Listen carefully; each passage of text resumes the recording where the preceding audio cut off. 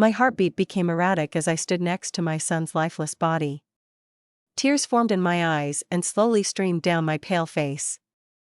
I wanted to scream, calling out for his name, but no sound came out of my trembling lips. There was nothing more painful for a mother than seeing their precious child's dead body. It felt like the end of everything for me, and I couldn't stop asking why it had to be my son. Jeremy was supposed to take the SAT exam. So, how did he end up in a mortuary like this? Who should I blame for what happened? My mind flashed the memories that happened an hour ago. I held Jeremy's cold hand and closed my eyes to reminisce about the last hour I spent with him. It all started when David, a jerk husband of mine, drove someone other than his son and wife, who was hurrying to the test center. I remembered asking David why he would drop us off, but his only reply was the common none of your business phrase. I promised Karen that I'll keep her company today. You can get a taxi if you're in a hurry, David mumbled after forcing us to get out of the car. David. This isn't funny. We're running out of time and Jeremy needs to be there before the exam starts. Ugh. I didn't even finish my sentence when the demon spawn David sped off, leaving us with nothing but smoke. I'm sorry about that, sweetheart. Don't worry, we'll get a taxi to get us there, I assured my son and patted his back. I was close to crying, but I needed to be strong for him. As much as possible, I didn't want Jeremy to worry about anything else but the test. 2 minutes passed and there was no sign of a taxi or any other possible transportation. David could have dropped us off somewhere close to a station, but he decided to leave us on the highway. Mom, what if we try walking our way there? We might be able to find a taxi as we walk instead of waiting here, Jeremy suggested. He was sweating cold and I knew why. Jeremy prepared for this exam and I believed that he could make it. It would be a total shame if he missed this opportunity he had been waiting for. Okay. Let's do that, I agreed, taking his bag from him and carrying it on my back. Let me do this for you, sweetheart. This is the least I can do at this moment. I smiled as he nodded. Almost half an hour passed and we could already see the test center ahead. There was still no taxi, so we decided to continue walking. We were running toward the test center. Mom, hurry! Jeremy cried as he ran ahead while fixing his gaze at the gate that was about to close. Don't mind me, sweetheart. Run. You can make it. I replied while catching my breath.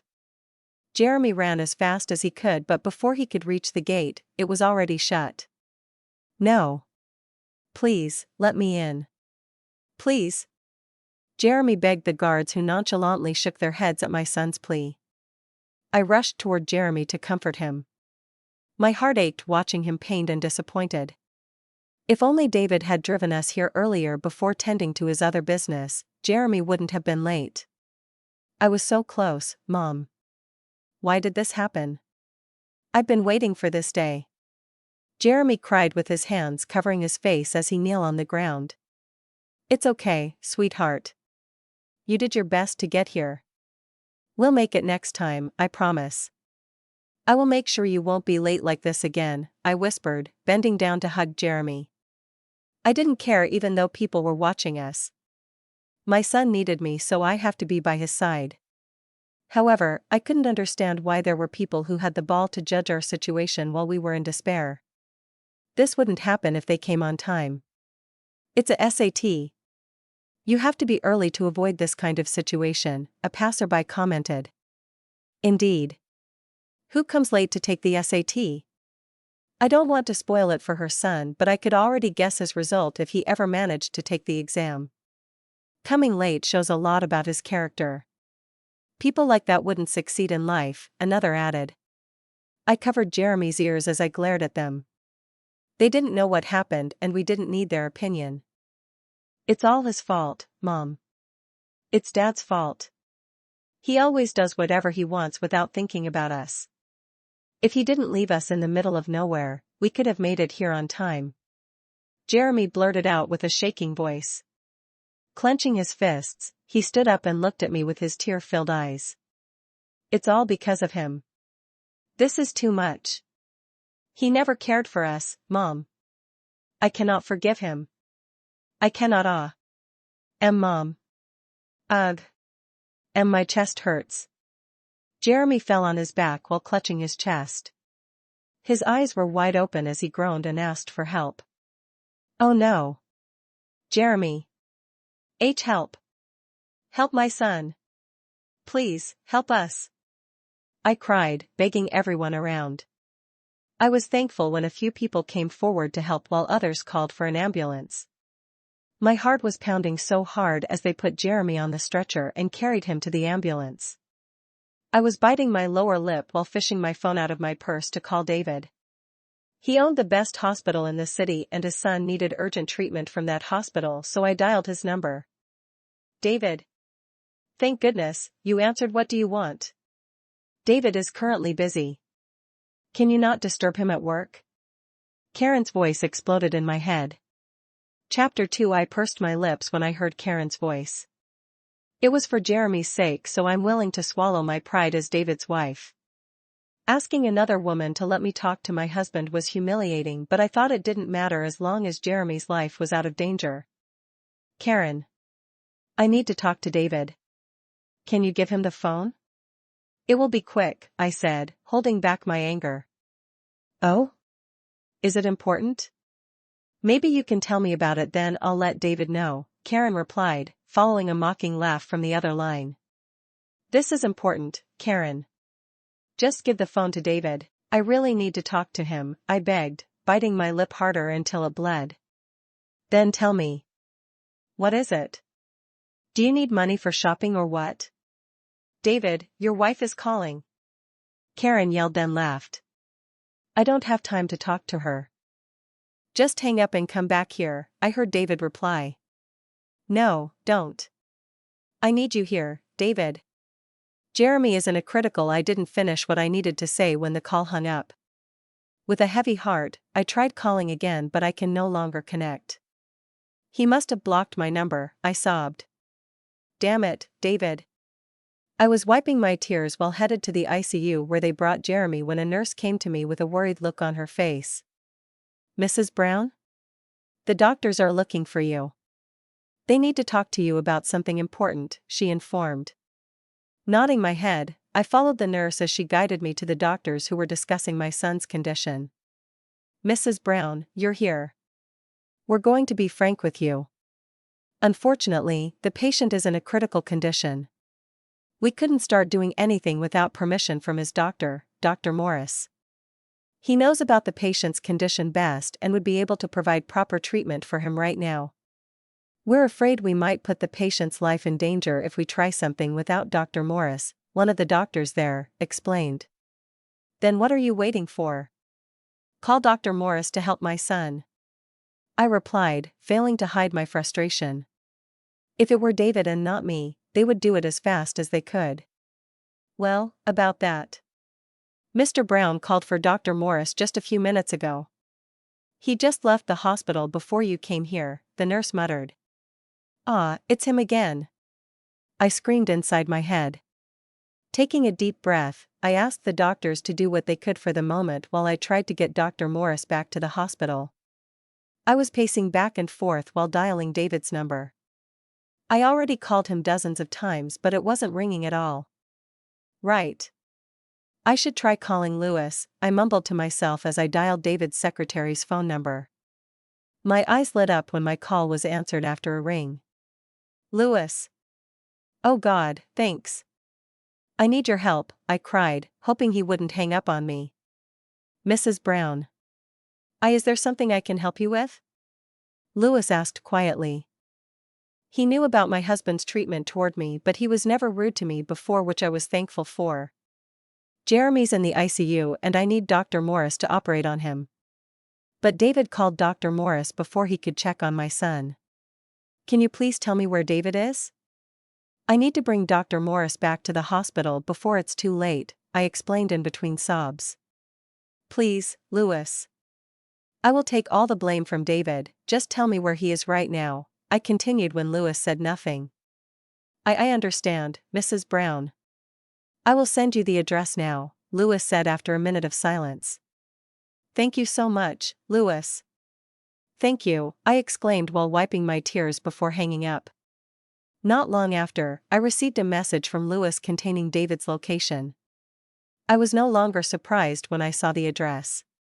So, he was staying in our vacation house together with Karen. Why would he call for Dr. Morris though? I rushed outside and took a cab to bring me to the address.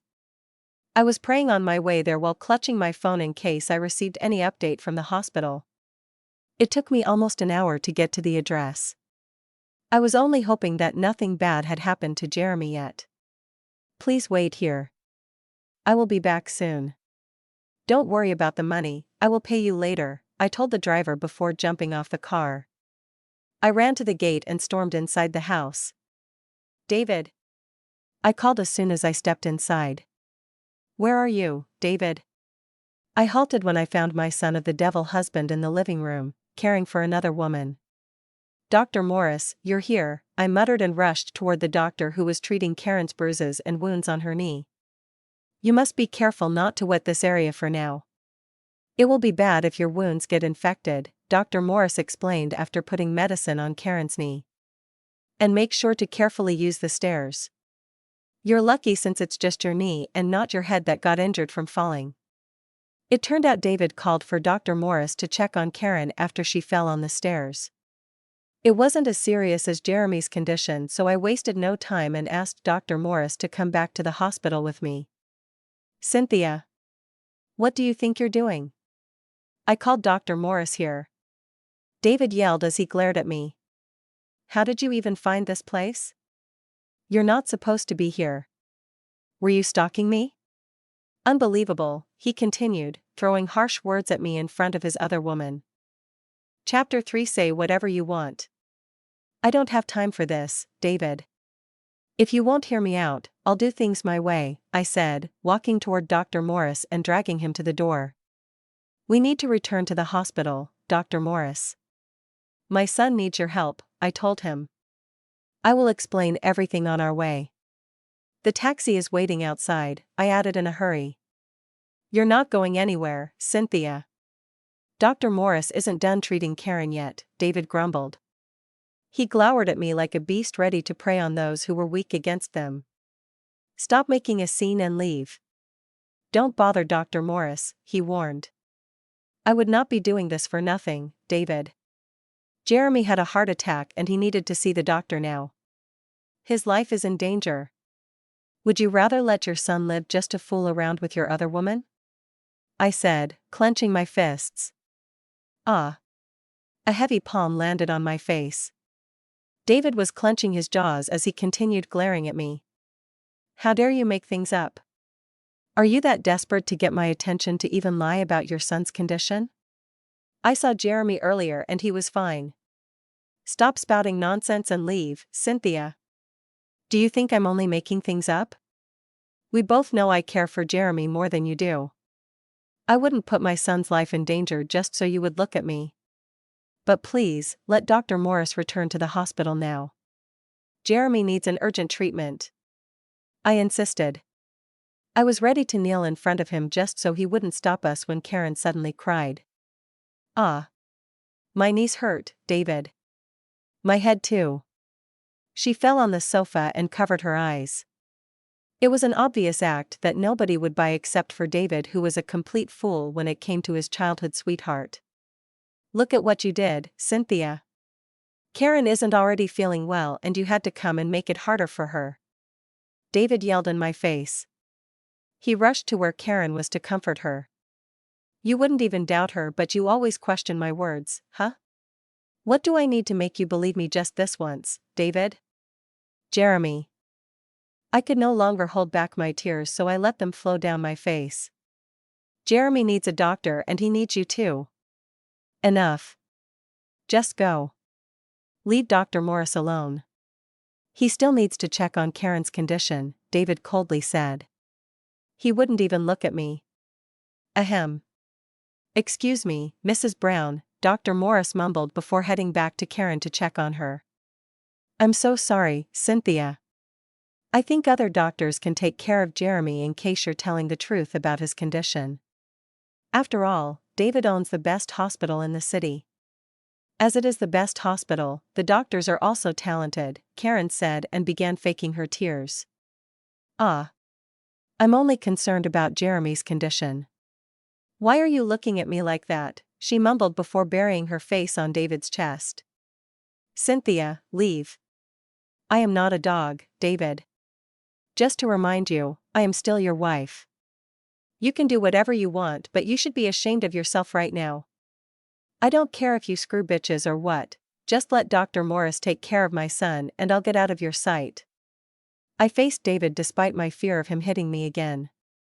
I could endure his slaps as long as he would listen to my request. David stood and walked toward me. He scoffed before swinging his right hand to slap me again. I felt my neck got slightly twisted by his slap.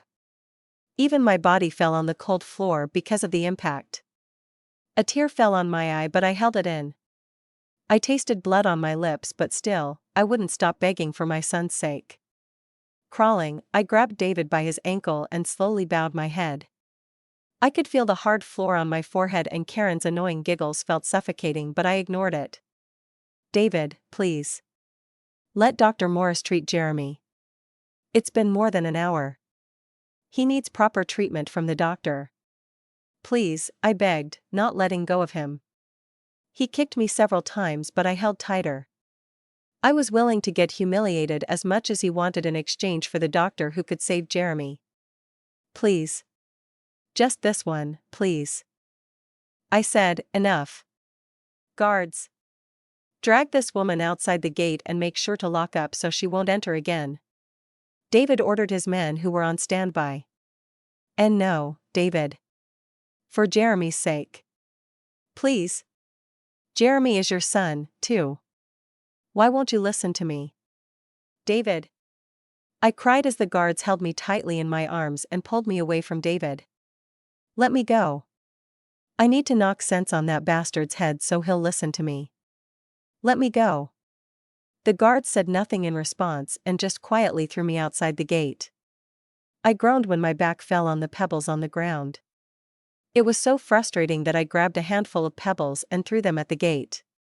If something happens to Jeremy, I will not forgive you, David. I yelled as I cried. I wasn't done cursing David when I heard my phone ring.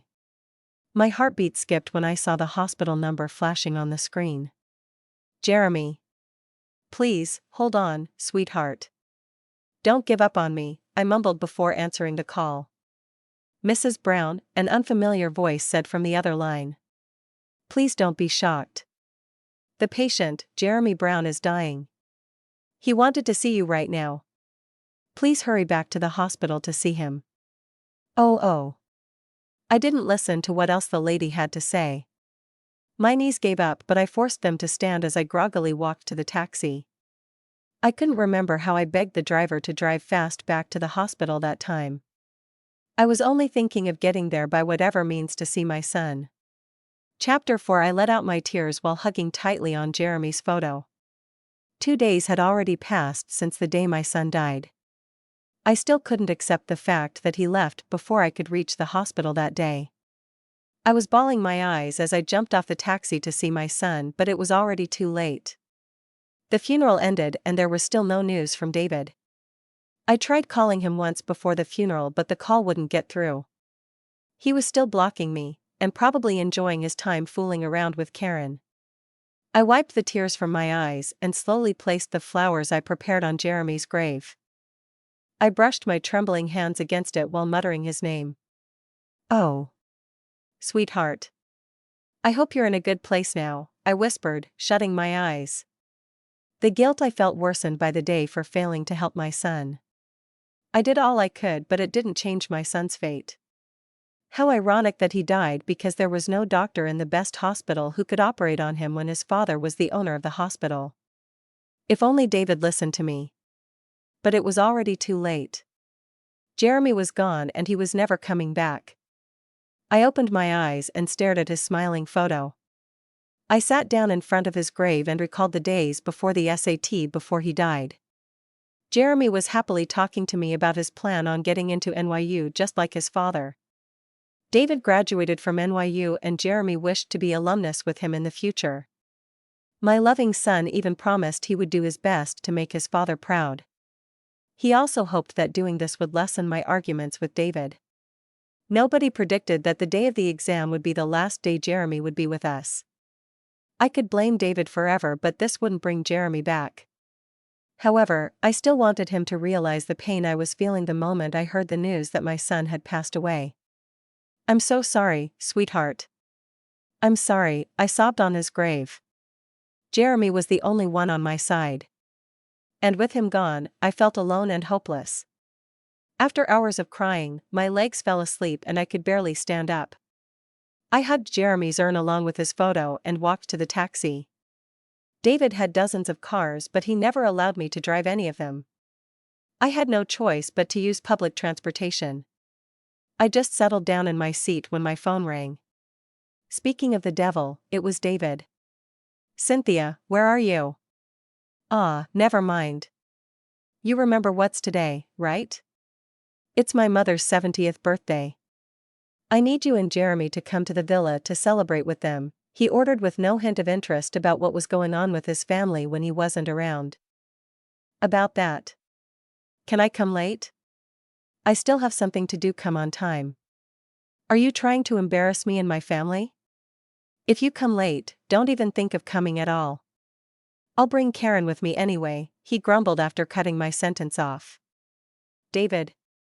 I can't. Today, your son." I couldn't finish my sentence properly when I remembered about Jeremy's funeral. I was the only one who came. There was no sign of his father and other family members, just me. And yet David wanted me to come to his mother's birthday to celebrate? He had no idea at all. But it's not my fault that he didn't know about Jeremy. I did my part trying to inform him, and he was the one who was unwilling to listen. "Just tell me if you can't come. Perhaps Jeremy will be coming, so don't forget to tell him. His grandma would like to see him," David insisted in a firm voice. I took a deep breath and sighed. Wiping my tears, I nodded my head as I replied. "I got it. We will be there. We'll come." David scoffed from the other line upon hearing my response. "Good," he said and hung up.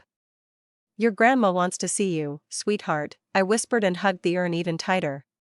Chapter 5. It took more than an hour's ride until I reached the villa. I paid the taxi driver and gave him some extra for accepting my request to wait for me to come back. "Thank you. I don't think I'll be taking long inside," I told the driver, who curtly nodded his head. I entered the gate with an urn in my hands. As I walked through the halls, Karen's laughter filled the air.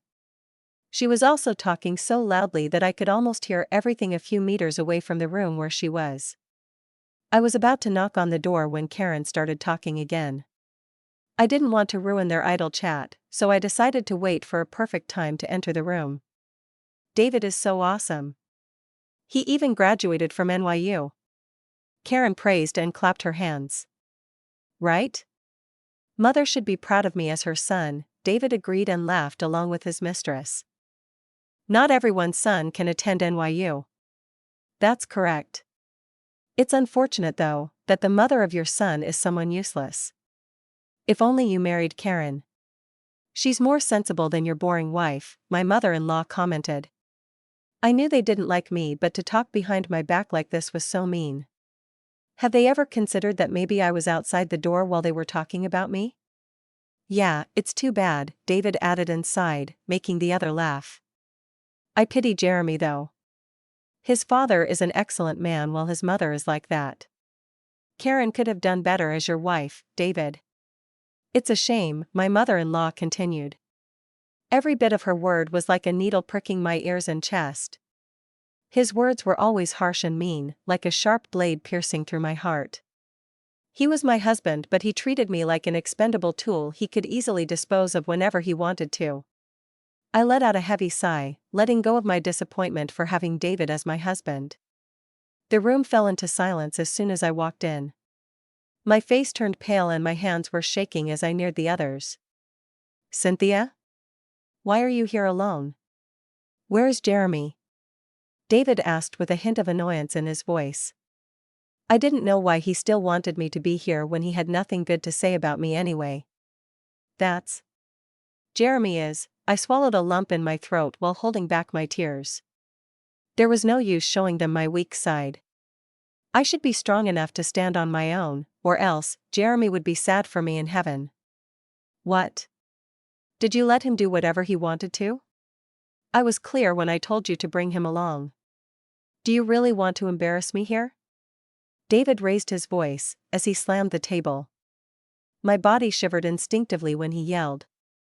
I thought I was used to it, but his loud and deep voice still reminded me how cruel he was, and I couldn't help but cower. Answer me, Cynthia. Where is my son? David asked again with his piercing gaze at me. Shaking my head, I slowly walked toward the table and placed the urn I brought with me. Tears pooled in my eyes while looking at the urn. I pursed my lips as I faced my husband and said, "This is my son. Jeremy." Everybody gasped in surprise. My mother-in-law almost fainted in shock. She wondered how bold I was to say something like that on her birthday. The question was written all over her face. I never talked back before to show my respect. But even after all my efforts, they wouldn't treat me better than their maidservants. However, I wasn't lying about Jeremy. I want all of them to know that Jeremy died. And the excellent David they all praised was the reason why it happened. My son is dead. Chapter 6. The atmosphere turned dreary after I told them about Jeremy's death. Everyone was looking at me as if I'd gone crazy. Some were even whispering, probably talking shit about me. I wouldn't stop them from doing so, though. You're crazy. What are you trying to do, Cynthia? David mocked me. He left his seat and held me by the shoulders. His fingers were buried in my skin. Are you done yet? You even bought an urn to convince everybody, huh? How could you use your son to get attention on such a special occasion? His eyes pierced through me, like the devils who were eyeing to suck my blood dry. Do you think I'm making things up? My voice cracked. I bit my lower lip to get myself together and face the man who abandoned me and his son. What else? Do you expect me to believe you? If you're doing this because of what happened the other day, then forget it. This isn't going to work the way you wanted, Cynthia. My feelings toward you will never change even if you keep doing unbelievable things like this. David let go of me and brushed his face with his hands. Ah. Are you holding grudges when I left you and Jeremy by the road? If that's also the reason why you're doing this ridiculous act, then stop. I'm sorry, okay? It's not like he missed the exam because I did that, right? He added, shaking his head with a conceited look on his stupid face. Well, we all know that Cynthia loves to do this kind of thing, Karen butted in as she stood next to David. She clung her arms around him like a poisonous snake, unwilling to let go of its prey. Don't listen to her nonsense, David. She hates to see us together, that's why she's making a big deal over nothing. To think she'll lie about Jeremy just to steal the attention of everyone here who came to celebrate your mother's birthday. Aren't you ashamed, Cynthia? She continued, faking a sad face. It's fine, David. I already accepted the fact that you will only keep disappointing me. All these years, I tried to understand you, hoping that one day, you'll realize what's more important in your life. However, you always choose this bitch over your son. I can handle all the pain and disappointment you gave me. But have you ever wondered if Jeremy can? I bitterly stated while looking at him with a cold gaze. Whoa. She's got the guts to say that. She must have been insane all along. How thick is her skin to act high and mighty in front of her husband's family? So, being decent and obedient is just an act. She belongs to the street. Poor David. I clenched my jaws when hearing everyone's comment. Just like David, they had no idea what Jeremy and I went through. Whatever they say would have no value to me.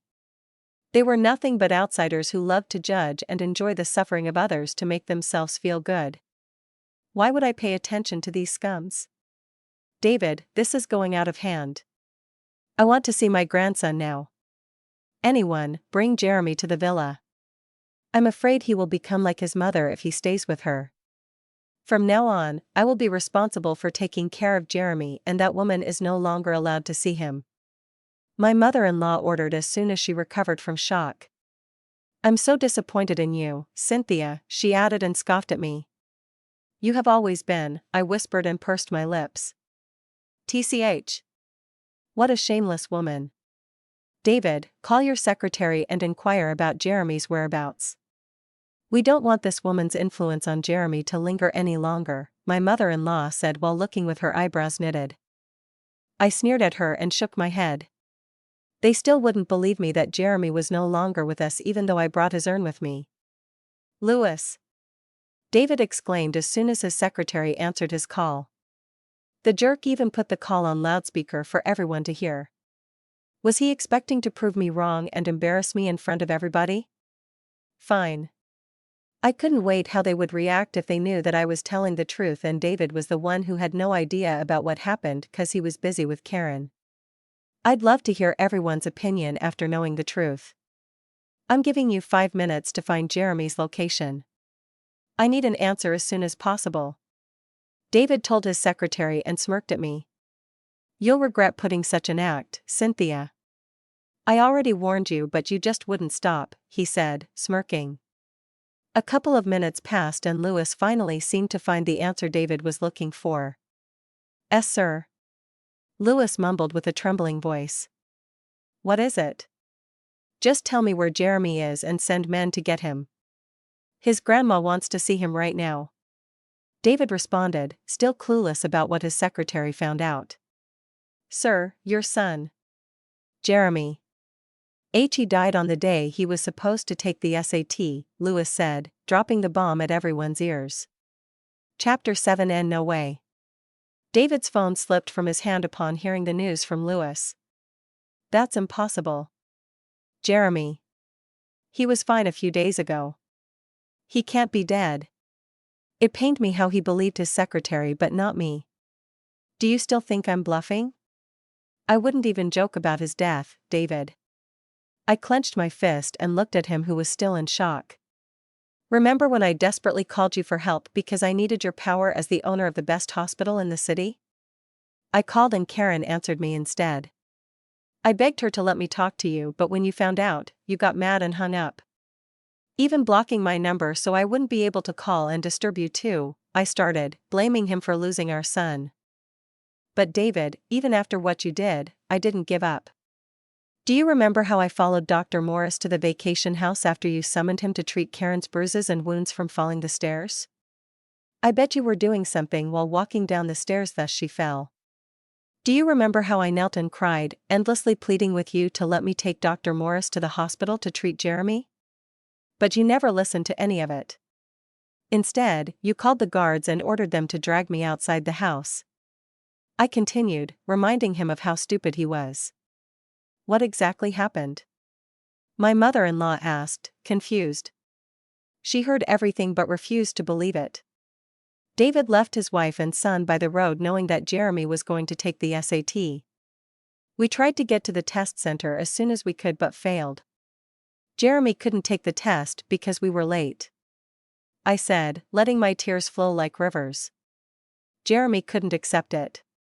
He was looking forward to taking the SAT and the shock he got after he couldn't be there on time took a toll on his body. He had a heart attack in front of the test centers.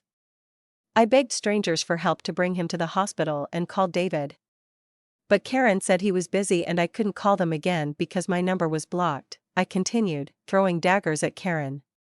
"The doctors in the hospital said they couldn't do anything to improve Jeremy's chance to live. They said that only Dr. Morris could do it because he was Jeremy's doctor and he knew better than the rest of them. But just as I said earlier, David summoned Dr. Morris to the vacation house to tend to Karen's injury. When I came to the vacation house, Dr. Morris was done taking care of Karen's scratches but David didn't allow me to take the doctor back to the hospital where Jeremy was waiting." I paused and took a deep breath. My body trembled as I looked at David's eyes. "The hospital called me that Jeremy was dying just when you had the guards drag me outside that day. When I returned to the hospital, it was already over. Jeremy had left. And it's all your fault." I yelled at David's face. I thought. I thought you were lying. I didn't know. You never clearly explained what was going on, David stuttered. I begged you 1,000 times while kneeling down and with goddamn tears in my eyes, but you think I was lying? I tried to explain the situation, but even before that, you already decided not to listen to me. My son's life was in danger and I was willing to swallow my pride and even sell my soul to the devil just to save him, but you think it was a lie? Are you a idiot? I screamed as I cried. My chest was filled with hate toward David that I could no longer hold back. Is what she said true? David? My mother-in-law asked. Slowly, David nodded his head. He was rendered speechless about everything I said. It was the first time he didn't argue with me. Did he realize he was at fault this time and the consequences of his action could never be changed anymore? Whatever it was, I was no longer interested to know. The damage was already done. I couldn't see Jeremy again. Jeremy died because of you, David. Remember that. Don't forget that day when you chose Karen over him, resulting in his death. You can regret your choices for the rest of your life, but it wouldn't bring my son back. I wish you'd know the pain I feel whenever I think of our son. You killed Jeremy. You're a murderer, cried while hitting David on his chest. Chapter 8. Shut up. Karen screamed before pushing me away from David. You are overreacting, Cynthia. How dare you hurt David? I didn't think twice before slapping Karen's annoying face. It took me long to finally be able to teach this bitch a lesson. I'd been sick of her voice and the way she interrupted my conversation with David. You shut up. You're not even part of this family and you think you can say whatever you want. David only wants your body, Karen. You're just an accessory he loves to keep for now. Sooner or later, he would get tired of you too.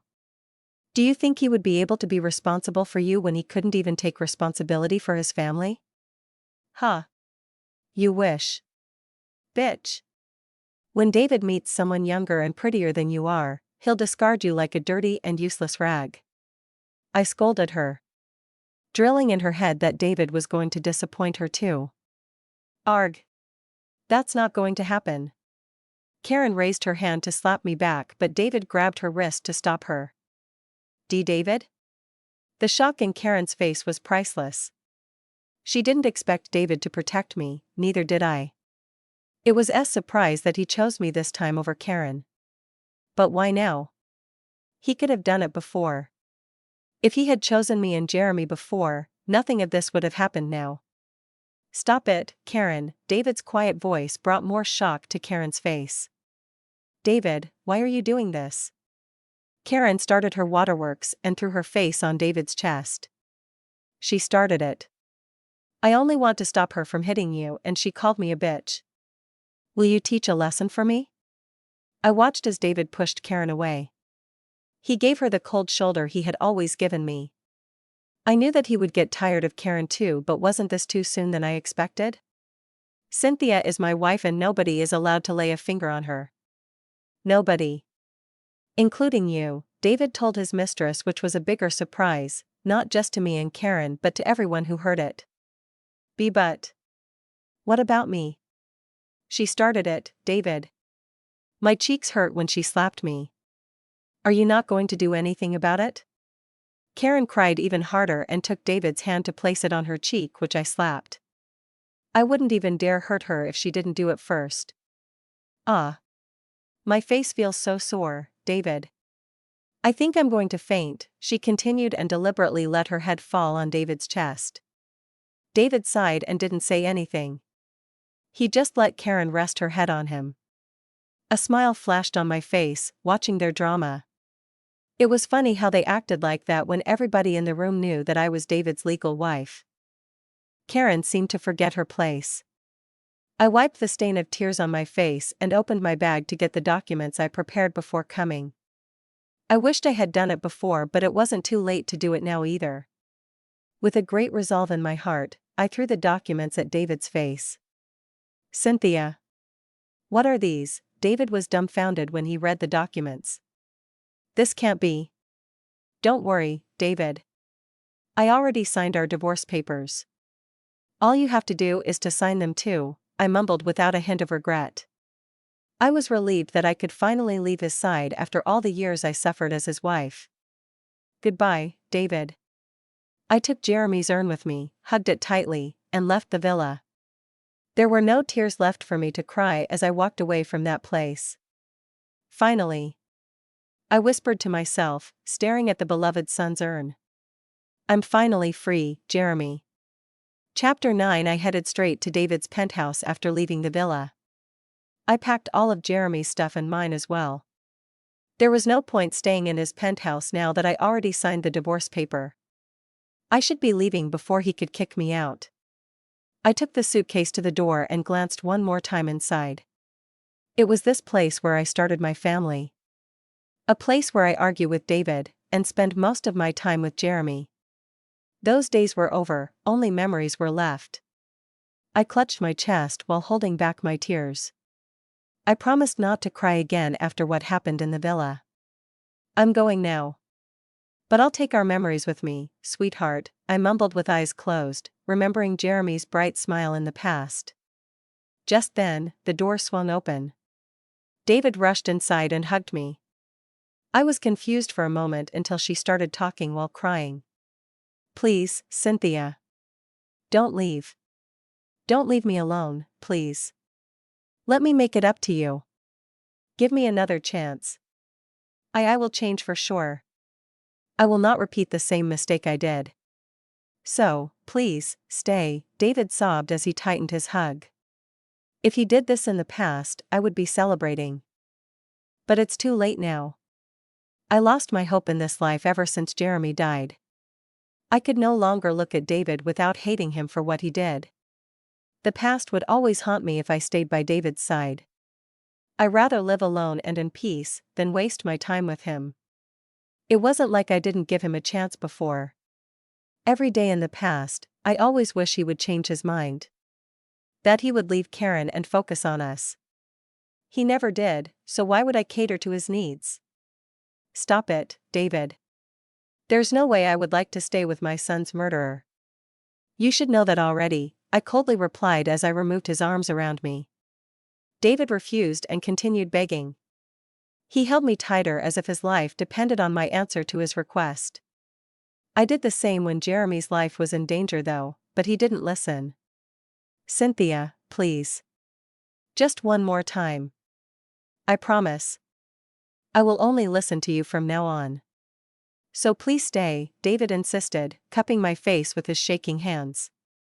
Enough. Will you stop begging me? There's no hope for both of us, David. The moment our son died, everything ended between us. The divorce was only for formality. Don't expect me to forgive and forget what you did to Jeremy, I firmly said and walked past him. I could hear his cries before closing the door, but I dared not to look at him again. Weeks passed, and I was notified that David signed the divorce papers.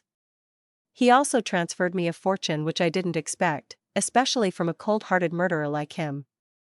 After finalizing the divorce, I blocked all communication with David, his family, and everyone involved with them. Living alone was indeed better than being with someone who didn't give me a shit. I felt sad most of the time, but whenever I remembered Jeremy's smile from my memories, I could once again muster the courage to keep going. I used the money I got from David to fund a children's welfare. After losing my son, I couldn't bear to see children who were homeless and orphaned. With the huge fortune I received after the divorce, I managed to save the lives of hundreds of children who were abandoned and helpless. With the funds I had, I bought a lot and old buildings to renovate so the children could have a place they could call home. I lived with the children and took care of them along with some volunteer helpers. It was fulfilling to see the children clean and fed. Watching them grow day by day was also rewarding. Slowly, I realized a new goal in life.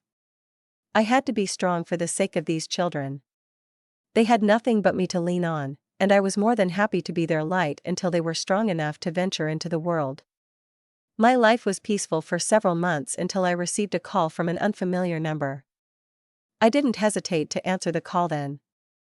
Cynthia, a familiar voice of David's mother echoed through my head. Chapter 10. My tongue was tied when I recognized the voice. Suddenly, it occurred to me what seemed to be on the news. Recently, I heard news about the owner of a prestigious hospital in the city who was facing health problems. It was soon revealed that David Brown, the CEO of Brown Company, was diagnosed with cancer. Everybody couldn't stop talking about it, and some were saying that the CEO's health started to deteriorate when he lost his son and only heir, Jeremy Brown. Some news outlets even wrote that David was devastated not only because of his son's death but also after getting divorced from his wife. I knew what kind of person David was, so I paid no mind to the news going around. It could also be just a rumor to help him recover the loss he got after the shareholders found out about what happened to Jeremy. Even if it was true, it had nothing to do with me anymore. "Cynthia, can you hear me?" David's mother asked with a broken voice. "Please, say something," she added in between sobs. "Mrs. Brown. How are you?" I finally spoke. "Oh, Cynthia. Thank goodness. Thank you for not hanging up the call," she cried from the other line. "My son. David. He refused any treatment to prolong his life. Now, he's dying and he wants to see you. He said it was his last wish, Cynthia. Please, come and visit David for once. And maybe you can change his mind about the treatment too," she continued, stuttering at every word. I could feel and understand the pain she was going through. I was once a mother, too. But still, David deserved it. He reaped what he sowed. Please, Cynthia. I'm begging you to see David. If I have to beg on my knees, I will do it. I felt a tug in my chest. I could tell how desperate she was just to fulfill his son's wish. It reminded me of the day when I was crying in the taxi on my way back to the hospital only to find Jeremy's cold body. Maybe it wasn't too bad to help her just this once. I understand. I will come and see him tomorrow, I replied after a long contemplation. Thank you, Cynthia. Thank you so much. And one more thing, David's mother paused for a moment. I want to apologize for treating you badly in the past. I know you might not forgive me, but I'm sincerely sorry for what I did. I clenched my fists, took a deep breath, and sighed. I will see you tomorrow, I mumbled and hung up. The next day, I woke up early and prepared the trip to the villa. It was rare to find everybody greeting me politely when I arrived at the place. Even David's extended family were there at the gate to welcome me. It never happened before when I was still married to David, so I'm quite surprised and confused at the same time. I entered the gate and walked along with David's relative who came to escort me. I halted on my way when I saw Karen playing mud in the garden. What happened to her? I asked out of curiosity. I knew it was Karen after a careful look on her face, but it was hard to believe she was lying on the ground and laughing to herself. She lost her mind. David refused to talk to her after you left back then. She couldn't take it and went insane. I averted my gaze and continued walking. Whatever happened to her was none of my business. It wasn't like she had no idea what could happen when one clung to a married man. A mistress would always be a mistress, and in the end, she'd suffer as much as the wife did, or even more. After taking a few turns, I finally stopped in front of a huge wooden door. Behind it was David's bedroom. I opened the door and stepped inside.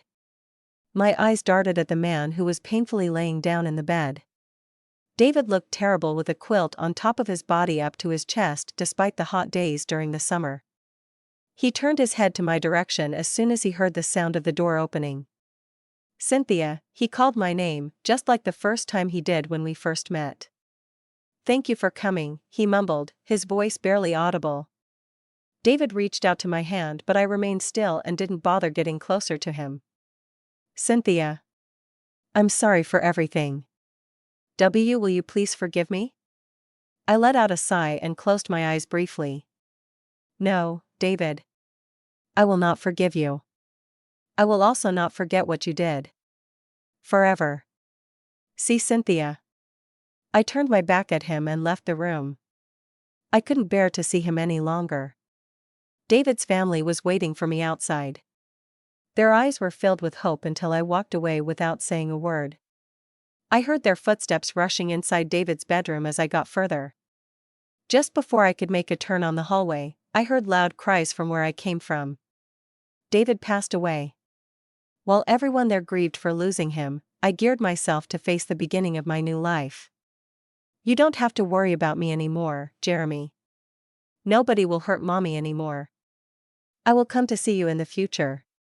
For now, I have to fulfill my goal until my end comes.